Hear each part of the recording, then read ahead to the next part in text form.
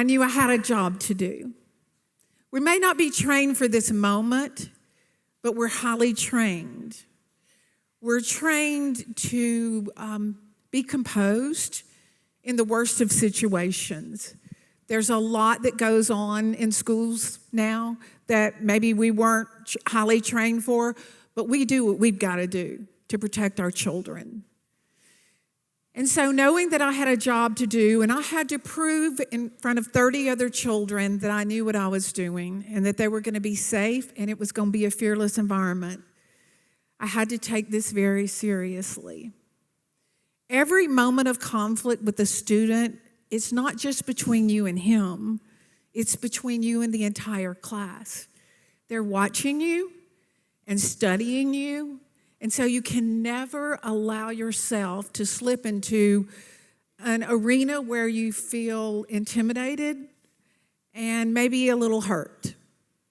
So being professional and knowing a lot of research and have gotten to practice so many times with so many DJs, this is exactly what I did. And before we get into it, I want to ask you this.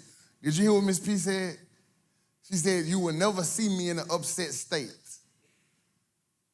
That's what she told her classroom in her monologue before I got in.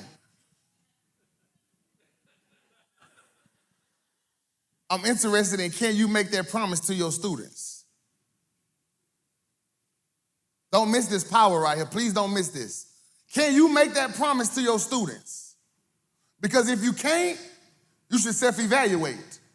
Because what you're telling them is there will be a time when I allow the child to control me, the grown person. Please don't miss that power right there. If you can't make that promise to your students, then you should self-evaluate. Because that had a lot to do with why Miss P was able to handle no matter what situation was thrown at her, because she understands this is not happening to me, it's happening in front of me. Let me remove myself from the equation. So I ask you again, I challenge you to be able to make that promise to your students. So I took some deep breaths. You want to always do that before you open your mouth, because when you open your mouth and you're in an emotional state, out comes your mother. We're wired that way from the way we were parented. So you have to take those deep breaths, disengage your stress response, and just be brilliant. DJ, right? Right. There are appropriate and inappropriate questions. And what you just asked me, sir, is indeed inappropriate.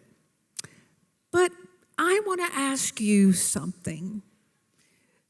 Do you go to the doctor when you're well? I go when I'm sick. You go when you're sick. Do you come to this place and you're expected to know everything about quadratic equations, the War of 1812, social and emotional skills? You can learn a little bit. Well, DJ, in that area of social and emotional skills, you've got like a little bit to learn. But I have such great news. I get to be the one to teach you that. So I was thinking, you have a gift, and I don't even think you know you have one. You have something called charisma. Do you know what that means? Charisma? Uh-huh. I'm cute. Well, kind of, sort of. I guess charisma could mean you're cute because when you walk in a room, everybody wants to follow you. You're like a Pied Piper. So cute, charismatic, yes.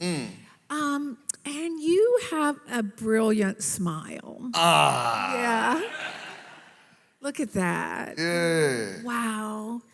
So I was thinking, DJ, I just told our class family that we have jobs in here, and it usually takes me students about 2 weeks to figure out which job is best for you.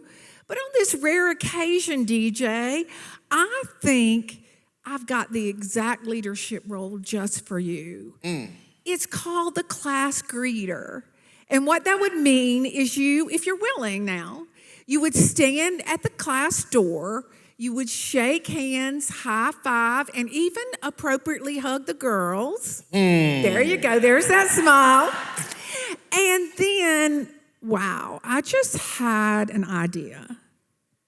I've never done this before, students, and DJ, you're the first, but with that charismatic personality, those leadership qualities, I'm thinking this is going to be incredible.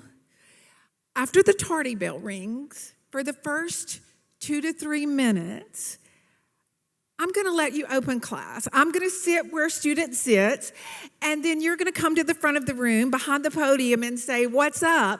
Hold on, wait. I know. You mean to tell me I get to stand in front of the class every day?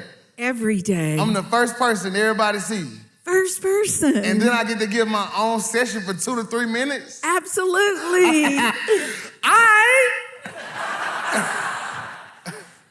There's just one criteria. Hey, where's that smile? Breathe with me. You've got this. You just got to be on time. Why? Well, if you're going to be the first person that everybody gets to see, and then I'm sitting there because I'm a student, and you're going to start class, you got to be here early. Can we just start over? My name is Miss Porter.